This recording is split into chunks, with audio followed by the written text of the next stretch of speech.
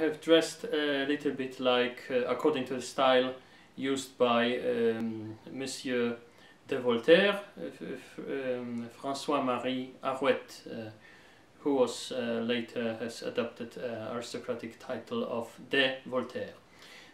Voltaire was one of the most important authors and philosophers of the Enlightenment era of the 18th century, and he about his political beliefs that are many myths and many things that need some clarification. I'm afraid that mostly Polish and English, British historians have a real problem in judging and in the description of his political views. First and foremost, the British historians exaggerate very much about the affection that was showed in Voltaire's writings towards England. Of course, Voltaire has appreciated the social liberalism. Has appreciated the liberal conditions, liberal social conditions in England. That, for instance, there was a concept of the gentleman. The gentleman was not necessarily a nobleman, of course, but and although this word gentleman has the same origin as the French word gentilhomme, it doesn't mean just nobleman, but sometimes some people who is living in a cultural way and very cultured and educated and so on, who is giving his talents to the country. And that could be even a person of humble birth, and it could be like a very good economist. It could be like a very good artist or composer or actor or someone like this, or a journalist. So there was not such a very huge, not so many levels between the nobleman and the normal educated bourgeois. And this is what Voltaire liked. Voltaire was of bourgeois origin, of bourgeois family, but his family was trying very hard to become a noblesse d'Europe. This is the sort of nobility that is based on the merit for in working for the crown, and not on based on very old origins as, I don't know, crusader knights or something like this. So this was but in England you were not even required to be nobleman to be really respected. And Voltaire saw this, and he appreciated it very much. Like he appreciated it very much also in the Dutch Republic, but even more in Britain, because Britain combined freedom and power, and for the first time. And this was really made a huge impression on Voltaire. And Voltaire has observed the many honors which were given during to Isaac Newton during the funeral for Isaac Newton. He has observed also much credit that was given even by the nobles of Britain to very famous actors, men and women of talent, whereas in France in that times there was a problem with even the burial of actors and actresses, because they were perceived as sinners automatically, and they were usually not accepted at the cemeteries. So they had to be buried in secret and so on. So it was a real thing that maybe is even very shocking today. But it was normal back then, normal, sort of normal. So Voltaire was has perceived Britain and its society as something very much more progressive and liberal than the French society of his day, and this is what he really wanted for France. But it's the British historians usually suggest, or even sometimes plainly state, that Voltaire was fond of the English style of government, when the parliament has since 1689 controlled really the power of the king, and the British historians suggest that Voltaire liked it and wanted it to be implemented in France. And it's far from that. Voltaire never wanted something like this in France. He was for the Voltaire's ideal would be a Louis XIV without the Jesuits. It was, even he used this expression, I would like Louis XIV but without Jesuits. He liked absolute monarchy, he liked this idea, he wanted to be courtier, he wanted to be in service for the crown. The problem was that he was a very controversial author and very controversial playwright of theater works, and he was not really accepted wholly into the noble society, to the strata of society that were crucial to the decision-making process when it comes to politics and diplomacy and so on. And he wanted to be a diplomat, he wanted to deal with politics, he wanted to be a royal historiographer. Finally he got this position, but for not a very long time, because he was too controversial, and there was more and more problems with this. So he wanted the power of the kings strengthened, not weakened, and he in this respect he was supporting the so-called thèse royale. The thèse royale was the idea that was presented mostly by his long time and his school friend René d'Argenson, the Marquis of d'Argenson, who has wished some sort of more progressive absolute monarchy, but in the French style, and he was rejecting the British model. And the same was thinking, the same Voltaire thought.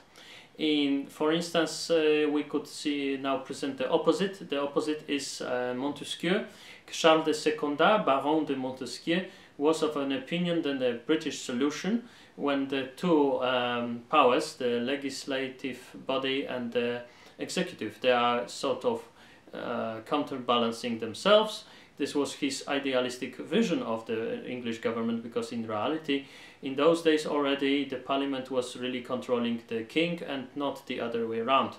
So it was rather the parliamentary governing, not some sort of counterbalance. But Montesquieu thought it would be nice and would be possible and would be also very British, and this was called thèse nobiliaire, the aristocratic thesis. He was thinking that because there were many judicial bodies in France that were advising the king, but they were not able to force king to make some decisions, but they were advising the king on the things of law and the continuation of the law and of the ordinances, about the ordinances of all previous kings, and so on and so on. And they had even, to some extent, they had even the right of some remonstrance. This was the power of, well, to some extent they could criticize the monarch's decision, but they couldn't really stop it from being put into existence. But Montesquieu was thinking that these legislative bodies, there were many in France like that, they were also called parliaments, but they were not parliaments, they were just judicial bodies. That those judicial bodies could be formed in something like French style government, French style parliament that would control a little bit the king, and the king would control a little bit this new body. So it was like something like compromise between the British and French political culture. This is what Montesquieu was proposing. Voltaire never supported that. He was thinking, and he was from a family of lawyers, and he knew he knew the lawyers, and he was of an opinion that it's better to strengthen the position of the king, to the absolute monarch, to be even more absolute, and he was far from supporting any judicial bodies or something like this, but he wanted to convince the king that it's in his own interests to be very much enlightened and very much socially liberal, to support the religious toleration and so on and so on. So he has perceived this opportunity. He was waiting for the occasion when something like the prince or king show up and fulfill this dream. And this dream was realized in form of Frederick the Great, and it was really realized. Frederick the Great, who was corresponding with Voltaire from the late 1730s, he was really some sort of promise to that the liberal and monarchical in the same time ideas of d'Argenson and Voltaire, that they could be fulfilled very easily maybe. So they wanted just to be advisors to the enlightened king. And Frederick the Great, Frederick II of Prussia, was who gained power in 1740, was very much enlightened and very much liberal indeed. He was not a hypocrite. He really wanted to support and he really supported liberal tendencies. He just ordered from the first day in office, sort of on the throne.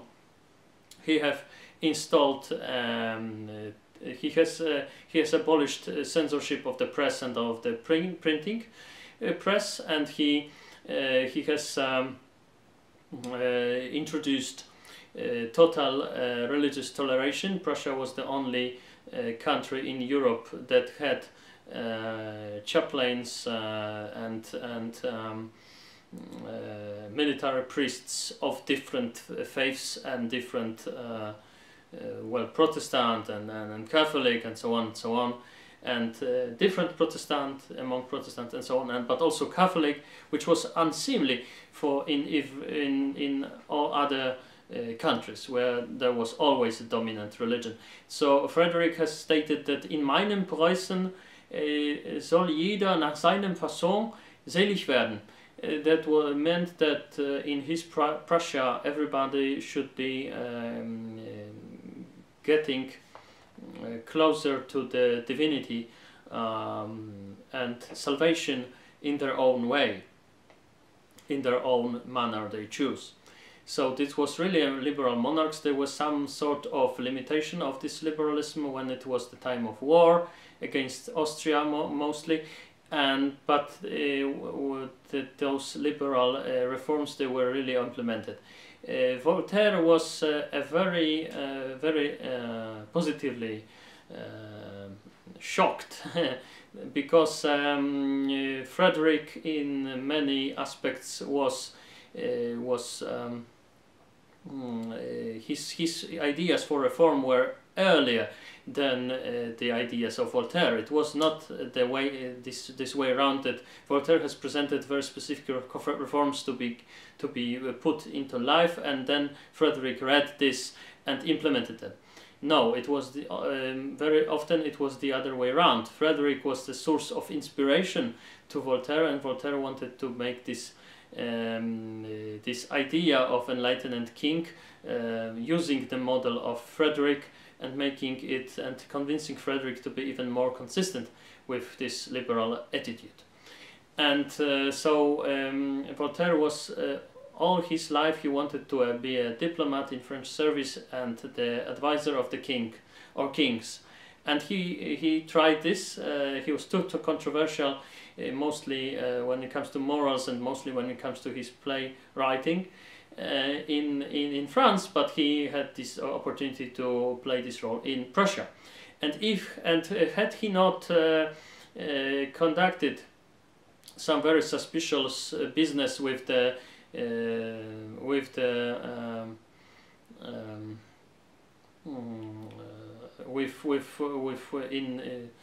which were prohibited in Prussia, and had he not engaged in some idiotic quarrels with the scientists of the Prussian Academia, he would have been for many more years at the Prussian court and a welcome guest and friend of Frederick.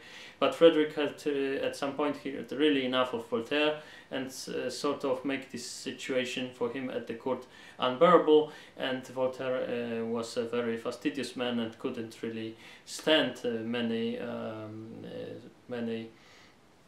results of disgrace or the partial disgrace.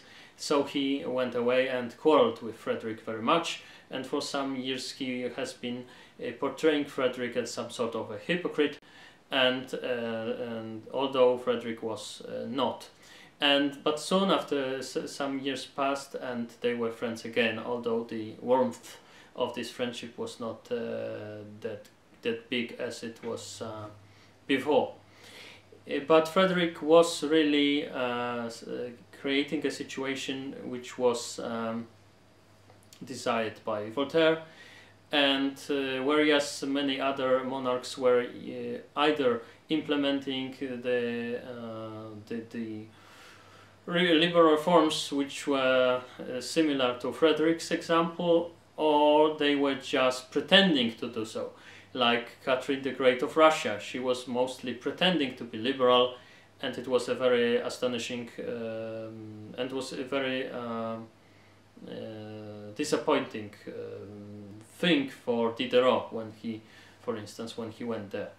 So this combination of monarchy and liberalism was something totally normal in that time, and it is totally normal, but we have another impression because we live in liberal democracies, and in our minds today the liberalism and democracy are so very much put together, and even they seem inseparable, although they are although we can very easily portray very easily imagine a king which is both absolute and liberal. Why not? And they were many. And so, and we can also observe very tyrannical, despotic democracy. Of course, you can democratically vote for Hitler or Muslim Brotherhood, right? Or cannot we? So Voltaire was Frederick was very often accused of hypocrisy, and this conflict with Voltaire, which passed soon, but still existed for some years, was part of that opinion that Frederick was a hypocrite, not really liberal, although he really was a liberal.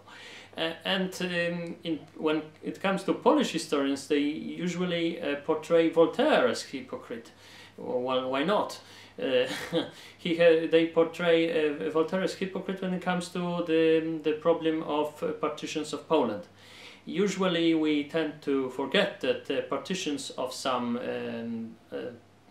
different countries' territory was a normal thing in the 18th century, because there was no thinking about nationality, ethnicity in such a way as we do now, and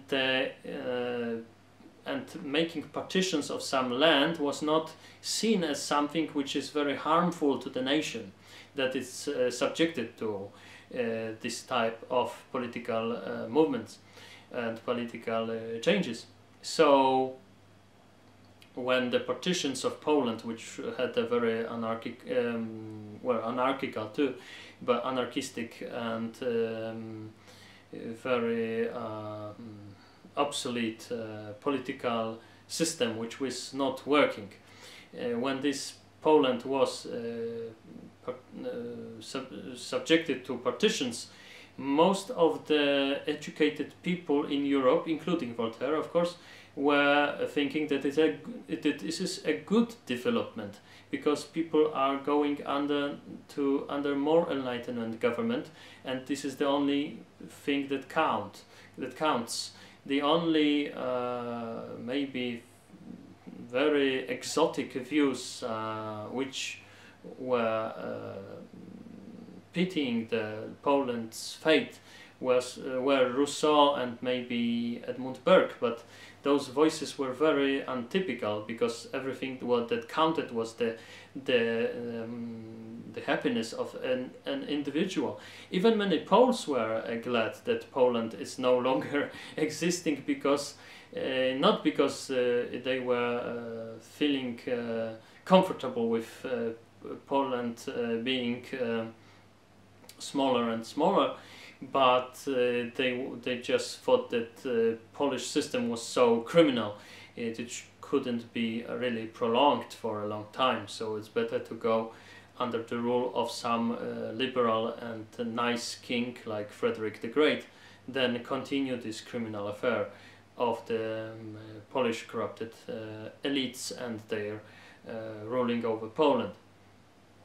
So there was no hypocrisy from Voltaire's side. He was not trying to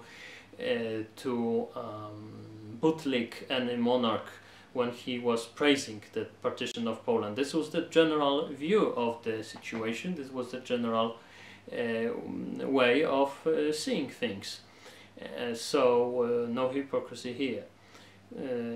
Okay, so I think that of course about the political views of Voltaire one could go on and on for hours, but I think that these two interesting elements, which are Voltaire's very limited praise of political system of Britain of his era, and social things, yes, but not so much political apparatus, and the problem of Voltaire's supposed hypocrisy when it comes to Poland and the thing with partitions. I think that I have straightened out a little bit those two topics.